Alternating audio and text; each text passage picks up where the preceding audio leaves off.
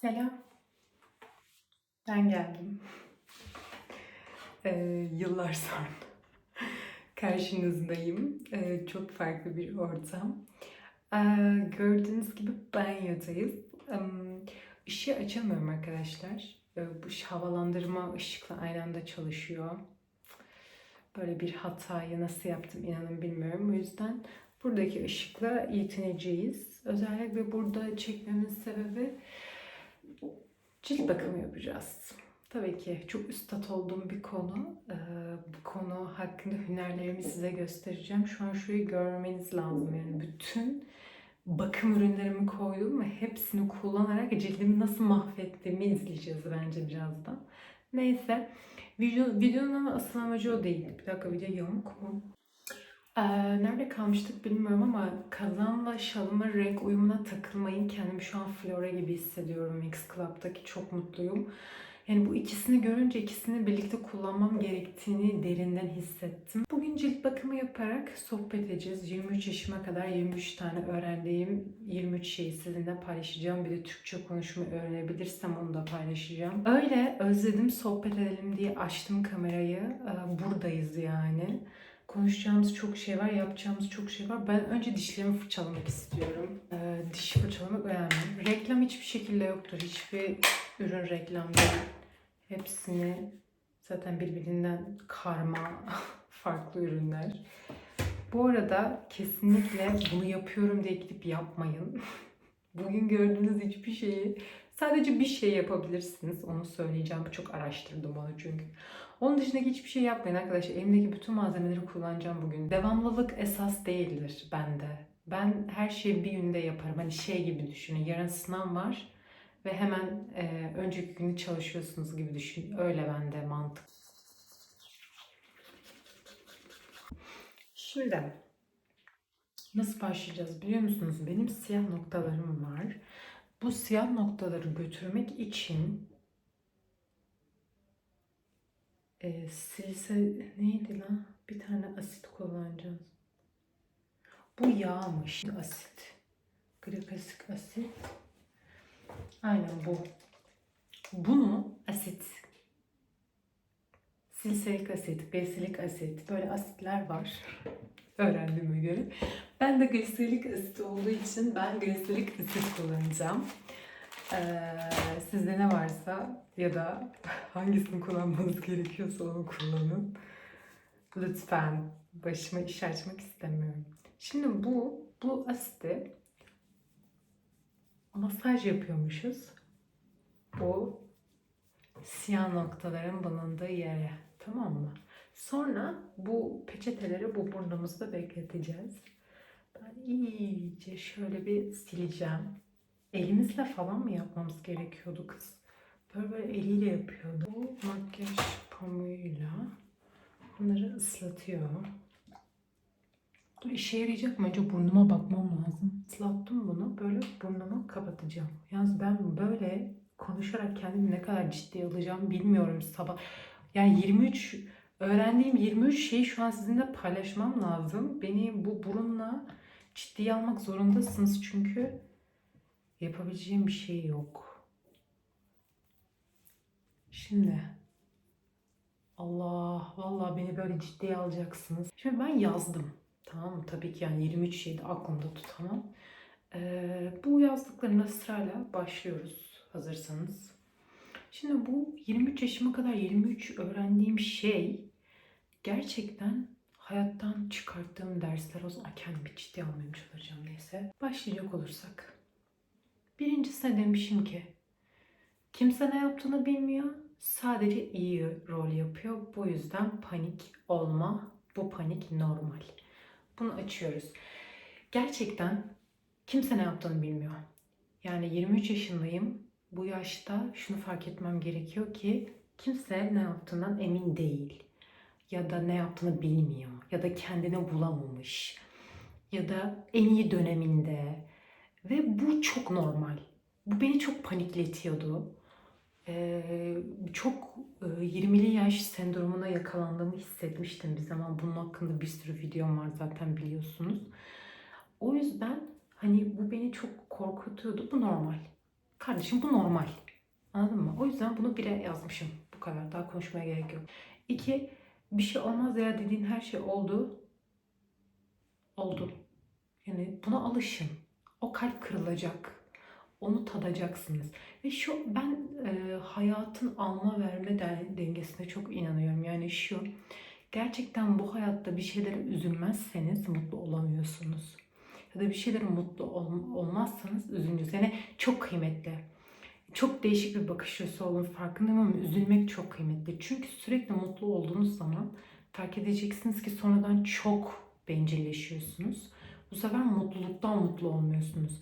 Ama ne zaman imtihan olursanız ve üzülürseniz o zaman gerçekten mutluluğun kıymetini anlıyorsunuz. Tabii ki kimse mutsuz olmasın ama demek istediğim bence herkes anladı. Bir şey olmaz ya dediğim her şey oldu yani başıma geldi. O yüzden büyük konuşma. Ağızdan sözü bir kere çıkar. Bunu da öğrendim. Not edin. Dikkat edin. Çok çok fazla konuşmaya gerek yok her şey hakkında. Vallahi ben var ya büyük konuştuğum her şey başıma geliyor. Her şey ama böyle her şey. O yüzden büyük konuşmamak lazım. Sevinmemek dünyanın sonu değilmiş. Bunu yazmışım. Şöyle bir şey var. Hayatımın belli bir dönemde hiç sevilmediğimi hissediyordum. Bunu her şeye yorabilirsiniz. Bakın bunu paylaşmamın sebebi şu. Bunlar normal. Hani bunlar normal olduğunu farkına varalım diye ben şu an gerçekten içimi döküyorum size. Yani sevilmemek normal bir şey. Hani dünyanın sonu değil. Biri sizi sevmiyor diye siz bu kişiyi seviyorsanız bu son değil. Bu gerçekten sonmuş gibi geliyor. Ne bileyim dünyanın en iyi arkadaşıymış gibi ya da dünyanın en iyi aşkıymış gibi ya da dünyanın ne bileyim ailendeki bir üye olabilir. Sonradan öyle bir şeyle karşılaşırsın ki dersin ki hayatın alt üst olur. İşte hayatın alt üst olmamasını sağlaman gerekiyor. Yani bir insanı hayatın gerçekten merkezine koymaman gerekiyor. O merkezde kendin ol ki dünya senin etrafında dönsün bebeğim. Nokta. 5'teyiz ve nasıl bir şey biliyor musun? Ben bunları yanlış yazmışım. 1, 2, 3 atlamışım arkadaşlar. Şimdi hepsini bir eksik mi okuyacağım ben? Neyse kaçtaysak kaçtayız umurumda değil. Ben 5'teyiz diyeceğim. Hesaplayamam 2 saat. Enerjimizi çekiyor dediğimiz insanlar var ya onlardan uzaklaşın. Yani mesela bir insanlasınız tamam mı? Yani size bir zararı yok. İnsanlara bir zararı yok. Olmak zorunda değil.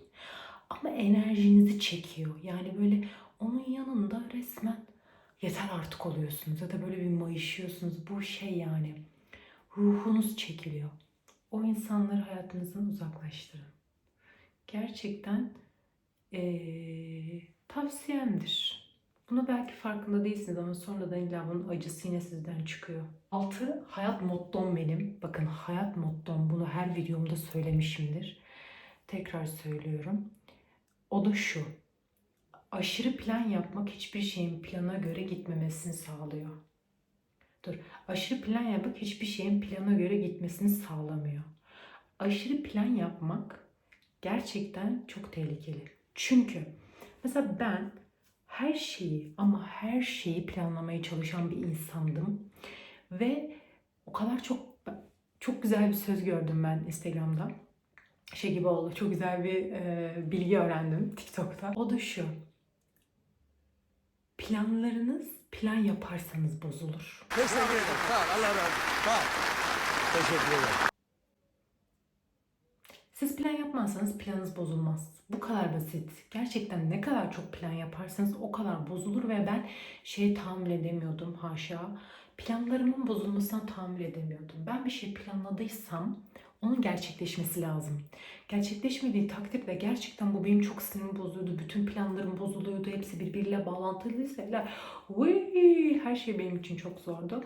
O yüzden salın abi. Salın. Carpe diem. Nokta. Ne kadar bekleteceğim ya. Zaman da geçmiyor gibi hissediyorum. Neyse.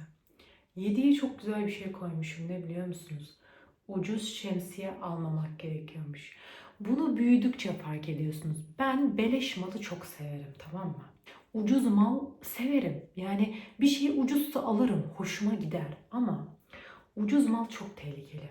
Her konuda ucuza kaçmayın. Yani bir şey ucuzsa diye gerçekten kalitelisinden vazgeçmeyin.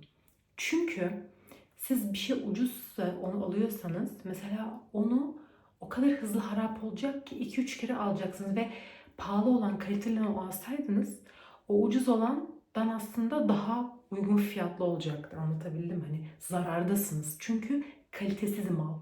Kalitesiz mal insanda da, eşyada da yeter. Çünkü kalitesiz mal insanda da, eşyada da, hiçbir şeyde de size iyiliği dokunmaz. Yani o yüzden kalitelisini alın. Yani pahalısını demiyorum, kalitesini. O yüzden bunu unutmayın. Ucuz şemsiye almamak gerekiyor. Mesela şemsiye çok basit. Gideriz şemsiyenin en ucuzunu alırız. Bir yağmurda, rüzgarda kopar, yırtılır, mahvolur. Ama sen gider onun kalitelisini alsan, bir kere o parayı versen her yağmurda 10 tane şemsiye almana gerek kalmazdı. Bir şemsiye ile yıllarını geçirebilirdin. Bu gerçekten çok büyük bir trik. Yani bunu kulağınıza küpe edin. Güneş şeyimize devam ediyoruz arkadaşlar. Şey gibi olun. Hi guys, we are today skincare routine and thank you Vogue. Ele bunu almak istiyorum. Asitin üzerine kil maskeyi sürecek kadar kendimi kaybetmedim bence. Pembe. Üzerinde de uyumlu olduğum için. Şimdi güzel sürelim de video boyunca yine konuşacağız.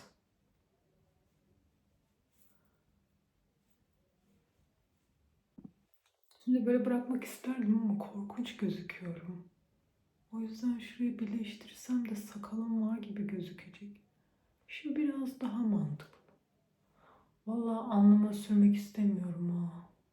Sürmeyeceğim. Of, böyle de Noel Baba'ya benziyorum. Yok, Madagaskar aynen. Ya bir maske hiç mi yakışmaz bir insana ya? Madagaskar'da Madagaskar mıydı? Ya Madagaskar çizgi filmde bir tane var ya, dans etmeyse. Yemin ederim bak, yeşil yeşil ona benzemiyorsam ben bir şey bilmiyorum. Dans etmeyi severim. Ya sizler? Geliyor ya böyle. Aynısıyım. Neyse. Sadece ben kendime dalga geçebilirim. Kimse benimle dalga geçmesin lütfen. Kendimi yine çok ciddiye almadığım saatlerdeyim ama önemli mevzular konuşuyoruz burada. 23 yaşında, 23 öğrendiğim şeyden kaçıncısındayız? 8.sindeyiz. Şimdi önemli konu şu. Büyümek. 8'e bunu yazmışım. Ailenin yaşlandığını görmek. Senden küçük, yani sen küçükken senden küçük insanların artık büyüdüğüne şahit olmak. Hele ergenlik dönemlerini görüyorsun ya, böyle birden büyümüşler. Diyorsun sen daha benden küçüktün, boyun nasıl beni geçti falan oluyorsun ya. O evre çok ilginç. Mesela kuzenimi gördüm. Küçüktü benden. Şu an benden büyük. Hani nasıl oluyor bu? Bir bana onu açıklasın. Yani büyüdüğüne şahit olmak, ailenin yaşlandığına şahit olmak. Böyle nasıl, biliyor musunuz? Hayatın, dünyanın döndüğünü hissetmek gibi bir şey. Felsefi bir yaklaşım. Nasıl yorumlarsanız istediğiniz gibi yorumlayabilirsiniz. Abi ben bunları hangi kafayla yazmışım? 8'den 10'a atlamışım. Neyse. Neyse. Zekamı da şurada gösteriyorum ya, mükemmelim. Kaçıncıdayız artık? Birindeyiz yani, hangisindeysek. Bencil ol yazmışım. Şimdi bu çok önemli bir çizgi. Çünkü ben bencil bir insan değilim arkadaşlar. Bencillik güzel bir şey değil. Buna bir okeyiz, okey? Ama ve lakin bencil olmam gerekiyor. Nasıl? Hemen bir kişi konuşuyor. Gerçekten herkesin bencil olması gerekiyor. Ama bu bencillik şöyle. Bazı durumlarda kendini karşındaki insandan önce düşünmen gerekiyor. Şimdi çoğu kişi diyecek ki bu bencillik değil ki bu kendini düşünmek. Hayır, bencillik. Bence bencillik yani. İnsanın önce kendini düşünmesi bencillik. Ama bu bencilliğin dozu önemli. Yani kendini önce düşüneceksin. Karşı tarafın iyiliğini değil, kendi iyiliğini düşüneceksin. Tabii ki bu karşı tarafa zarar versin demiyorum. Ama bunun dengesini kendi hayatında sağlayabilirsen gerçekten kaliteli bir yaşam sürersin. Pişman olmazsın. Mesela kafanı yastığa koyduğun zaman böyle o günü düşünürken ay ben bunu niye yaptım? Ay of çok canım sıkıldı. Of ben niye böyleyim diye karalara bağlamazsın benim gibi en azından. Bencil ol. Gerektiği yerde, gerektiği zamanda önemli. Benim kahyam, fikrim, aklım, düşüncem bu yönde. 11. Kariyer ve evlilik stresi. Bakın arkadaşlar. Bakın. Bunu herkes yaşıyor. Bunu ben de yaşadım, sen de yaşadın, o da yaşadı, bu da yaşadı, şu da yaşadı. Herkesin arkadaşları evleniyor. Biri üniversiteyi bitirir, bitirmez. Birisi üniversitede, bir tanesi orada, bir tanesi şurada. Bir tanesi bir bakmışsınız manyak kariyer yapmış. Bir tanesi bakmışsınız hani okulda notları dökülürken şimdi çok iyi bir ofiste çalışıyor. Ve kendinizi sorguluyorsunuz. Ben ne yaptım? Ben bu 23 yaşıma kadar ne başardım? Ya bir şey başarmak zorunda mıyız? Yani biz bu hayatta bir şey başarmak zorunda mıyız? İnanın bu videoyu izlediğimde bile kendime sinir olabilirim. Çünkü bu hayatta ben kendime çok yükleniyorum. Bir şeyleri başarmak için. Mesela hiçbir şeyde en iyisi, kesin bunu yazmışımdır hatırlamıyorum ama en iyisi olamamak da bunun calası. Yani nasıl biliyor musunuz? O işte ilerlesem çok başarılı olacağım. Belki de o işte gerçekten hem çok iyi para kazanacağım, hem çok iyi başarılı olacağım, hem sürekli o işi yapacağım. Ama ben de o bir işte kalmak yok. Ben onu yapıyorum ya. Tamam, artık yapmak istemediğimce hemen başka bir şeye odaklanıyorum ve onu yapıyorum. Sonra başka bir şey o, sonra başka bir şey o derken böyle var ya ahtapot gibi 8 kolum çıkıyor ve hiçbirinde en iyisi olamıyorum ama hepsini yapmış oluyorum. Bir tanesine tutun abi, bir tanesine tutun. Ne bileyim belki sporda birinci olurdun, onda birinci olurdun, bunda birinci olurdun. Bir şey olurdun, altın madalya kazanırdın, bir yere tutunurdun. Şimdi savrulup duruyorum. Şu şekilim yani. Neden, neden bunu kendine yapıyorsun? Yüzümü temizlemem lazım. Haksız mıyım? Her şeyi bu kadar, her şeyi bu hayatta denemene gerek yok. Yani bir gün ukulele çalıp, bir gün piyano çalıp, bir gün cello'ya merak salmana gerek yok. Hayat, her şeyi denemek isteyen ve bir şeyde başarılı olamayan insanlar için çok zor. Bakın gerçekten bunu çok samimi söylüyorum. Benim gerçekten bak, mesela sosyal medyada çok güzel geri dönüşler alıyorum, mesajlar alıyorum işte. Çok yeteneklisin, idolümsün. Hani ben de, benim de idollerim var, benim de böyle şeylerim var ama emin olun idolünüz olamam. Yani çünkü bir başarım yok abi. O kadar bölünmüşüm ki yok ve bunu toparlamam lazım. Yani en azından bir şeye tutunup hani onu biraz iyi yapmam lazım. Böyle ortalarda yüzüyorum. Şu olması lazım ve o olması için bilmiyorum ne yapmam lazım işte. Bilmediğim için zaten bu haldeyim ya. Daha fazla bir temizleyiciyle yüzlerimizi temizleyeceğiz. Şimdi şöyle bir şey var. Ben hiç malzemeleri göstermedim. Finin gliklik asidi, kil maskesi, Morodermin, yağ bazlı yüz temizleme jeli de yine Morodermin. Ne kadar yeteneksiz olduğumu bunda ben şu an şahit oldum yani. Hiçbir reklam değil. Hani çok öneririm diyemem. Çünkü arkadaşlar ben gerçekten cilt bakımını da makyajda canım sıkıldığı için yapıyorum. Bildiğim için yapmıyorum. Yani o yüzden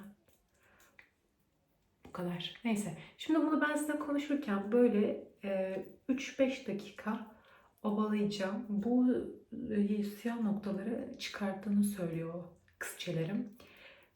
Biz de göreceğiz bakayım oluyor mu? Burada deneyimlemek için buradayız. o yağ bazlı olması gerekiyor anladığım kadarıyla. Çünkü öyle diyorlar yani. Bende de var diye kullanıyorum. Yalnız bir şey söyleyeceğim. Bayıldım renk uyumuna. Ben hiç rahat edemem. Normalde kızlar bunu yaptıktan sonra bitiriyorlar ama ben bunu da bitirdikten sonra bir de su bazlı temizleyici yüzümü temizleyeceğim. Çünkü ben su bazlı temizleyiciyle yüzümü temizlemeden gerçekten rahat etmiyorum. Gerçekten düzenli bir cilt bakım rutinim yok ama şunu yaparım. Dışarı çıkmadan mutlaka güneş kremi sürerim. Her gün. Yaz kış fark etmez. Yatmadan da yüzümü mutlaka temizleme jeliyle, normal su bazlı temizleme jeliyle temizlerim. Mesela bunları her gün yaparım. Onun dışında bu şu an gördüğünüz hiçbir şeyi her gün yapmam. Sadece canım sıkılması gerekiyor şu an olduğu gibi. Hepsi de outfitimle ne kadar uyumlu, farkında mısınız? Şimdi bununla şey yapacağım. Yüzümü temizleyeceğim tekrar. Yüzüm şöyle köpüklenmeden hemen temizlendiğini hissetmiyorum arkadaşlar. Şalla da ne kadar zor. Vallahi yüzümü yıkamaktan yoruldum ha. Neyse ama parlıyoruz. Ah! Gerçekten şu an şey yapacağım. İlk çektiğim zamanki videoyla yan yana koyacağım. Şu an parlıyorum yani. Yoksa bana mı öyle geliyor anlamadım. Neyse. Kontrol edeyim. Şaka maka çok iyi ha. Başardım. Bir yaşıma daha girdim. Burnum bebek gibi. Yapın. Helal olsun kız sana. Helal olsun lan. Ne güzel trik vermiş. Bu da benim hayatımda çok yaşadığım bir şey. Geç kaldım strese. Her şeye geç kalmış gibi hissediyorsun. Yaşıtlarına, hayallerine, fikirlerine, isteklerine. Ve böyle nasıl biliyor musun? Sadece Reels kaydırırken buluyorsun kendini. Zaten şey moduna giriyorsun. Zaten olmayacak abi. Zaten ben hiçbir zaman o istediğim yere gelemeyeceğim. Hiçbir zaman bu olanaklara sahip olamayacağım. Hiçbir zaman bunu yapamayacağım deyip uyuşturuyorsun kendini. Bunu ben kendime çok yapıyorum. Yapma. Ama biz burada bunu yapıp yapma mevzusu konuşmuyoruz. Bu normal. Yani bu aslında 23 yaşında 23 öğrendiğim şey şu. Bu hissettiğin şey normal. Yalnız değilsin. Ben de böyle hissediyorum. O da öyle hissediyor. Bu da öyle hissediyor. Şu da öyle hissediyor. Önemli olan bundan sonra, bunları fark ettikten sonra hayatımıza nasıl yön verdiğimiz. Kimse senin gibi düşünmek zorunda değilmiş. Kimse sen değil. Kimse senin gibi düşünmek zorunda değil. Kimse aynı kefeye su koymak zorunda değilsin. Bu seni değersiz yapmaz. Bu çok önemli. Ve bu durumdan dolayı insan kendinden şüphe ediyor. Dikkat et. Bazen ne istiyorum sorusunun cevabını bilmiyorum. Bazen mi? Her zaman. Ne istediğimi ben hiçbir zaman bilmiyorum. Arkadaşlar gerçekten çok kötü bir huyum var. O da şu. Karar veremiyorum. Benim gerçekten karar verememe hastalığım var. Uzun bir plan yapıyorum. Ne hissedeceğime karar veremiyorum. Bütün arkadaşlarıma tek tek fikirlerini soruyorum. En sonunda neye tatmin olursam anca o. Yani ve bu çok zor bir şey ve ben bunu gerçekten çok aşamıyorum. Aşamıyorum. Size de aşın diye burada bağlayamadım bir şeye. Saçma sapan bir cümle kurdum ama siz onu şey yapın. Kendinizi uyarlayın. 15 çok güzel bir şey bu arada. Bunu kulağınıza küpe edinin. Dışarıdan çok iyi görünen hayatlar içeriden karma karışık olabiliyor. Kıyaslama yapma. Sadece zarar ve yorar. Bunu gerçekten çok iyi bir öğrenmemiz gerekiyor. Gerçekten hiçbir şey, hiçbir şekilde dışarıdan göründüğü gibi değil. Ben hangi arkadaşımın hayat hikayesini dinlesem ya da ne bileyim çok basit hangi ünlünün hayat hikayesini dinlerseniz ya da çok şaşırdığımız insanlar vesaire olabiliyor ya da ben bile. Gerçekten sizin gördüğünüz kadar sınırlı değil kimsenin hayatı. Ben de dahil. Farkında olmadan yani gördüklerimizle sınırlı olduğumuz için insanları çok sınırlıyoruz bu konu hakkında. Sadece gördüğümüz kadarını yorumluyoruz çünkü. Ama onun arkasında gerçekten çok büyük bir hayat var, zaman dilimi var. O yüzden çok önemli. Gerçekten kimseyi yargılamamak gerekiyor ve kimse göründüğü gibi değil. Yani senin gördüğün kadar değil. Nasıl bir hayat olduğunu bilemezsin. Bunu bilmek gerekiyor. 16. Zihnini susturmayı öğrenmeden hiçbir yere varılamıyor. Hiçbir zaman zihnimi susturamıyorum. Ben aynaya bakarak bile kendimle kavga eden bir insanım. Yani artistliğine yazmışım bunu. Yani ne diyebilirim ki? Kendi kendime kavga ediyorum ben. Nasıl açıklayabilirim bunu? Geç. Ya burada bir sürü malzeme var da şimdi abuk subuk kullanırsam C vitamini sürsem mesela sonra maske yapsam ne olur? Arkadaşım Japonya'dan getirdi. Arigato gozaimasu. Ondan sonra böyle makyaj malzemelerim var. Mesela ben bunu çok severim. Makyaj malzemesi istiyorum. Bunlar maske. Bu da sabun. Ama şu an bu sabunu yüzüme sürmek istemiyorum. Çünkü yüzümü çok temizledim. İyice mahvederim gibi geliyor. Bunu kullanacağım çünkü üzerimle uyumlu. Bunun içinde 7 tane varmış arkadaşlar. Böyle kapağını kapatıp sonra istediğiniz gibi kullanabiliyorsunuz. Bunu yapacağım. Ama dur bir okuyacaklarıma bakarsan yüzümde o varken okuyacağım için tamam yapabiliriz. Çok da elzem şeyler yazmış. Şimdi beğendim. O daha güzel. İlk onu yap demişti ama. İşte burada bir de bu var. Arkadaşlarımın dediklerinin tam tersini yapıyor. Her zaman. Çok kötü kokuyor. Allah. Ya pembe pembe güzel kokuyorsundur diye açtım ya. Hiç şu an senin yüzümü koymak istemiyorum. Yüzüm tertemiz şu an. Mesela şu an sen bana ne faydan var? Yüzüme ne yapacaksın? Mesela ben bu maskeyi yaptıktan sonra yine temizleme jeliyle yüzümü temizleyeceğim. Neyse. Vallahi çok kötü kokuyor. Billahi çok kötü kokuyor.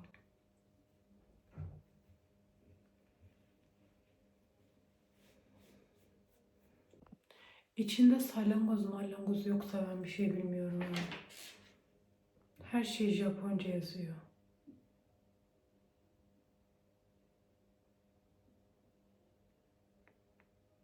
Hiç rakam da yok. Ne kadar bekleteceğim? Keyfime göre bekleteceğim. Saat kaç? Kokusuna ne kadar tahammül edebilirsem o kadar bekleteceğim valla.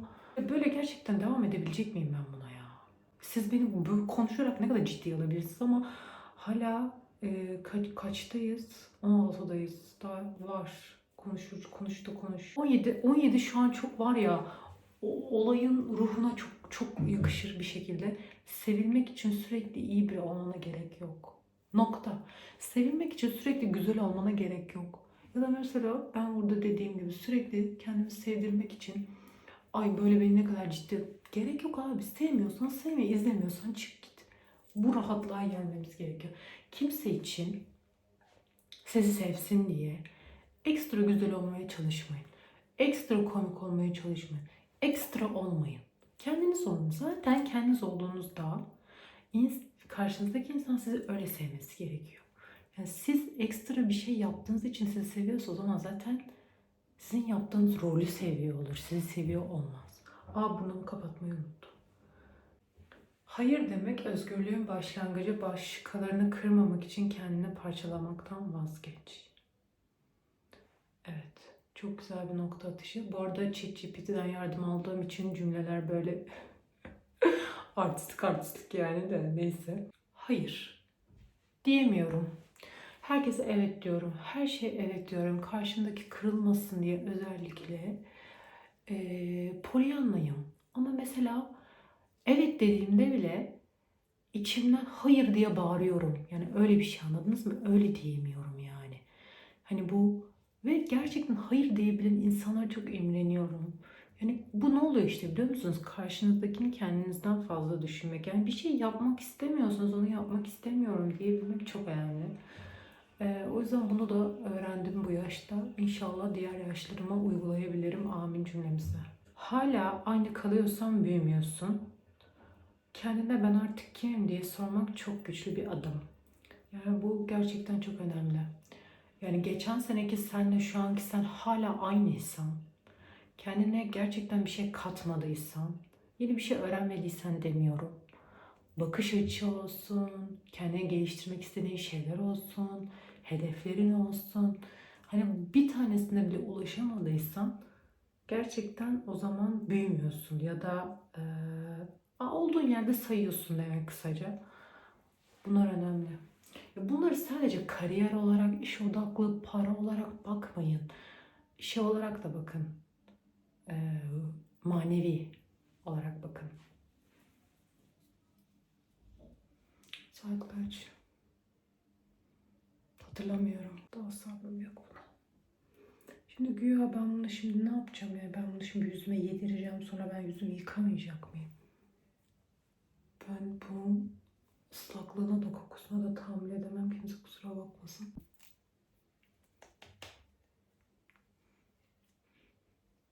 Temizleyemedim ya. İyi. Kokusu çok güzel ama bunu çok seviyorum. Bir genel sevdim ya. Güzel. Dediklerimi çok birbirine çatışıyorsun diyebilirsiniz ama sebebi şu.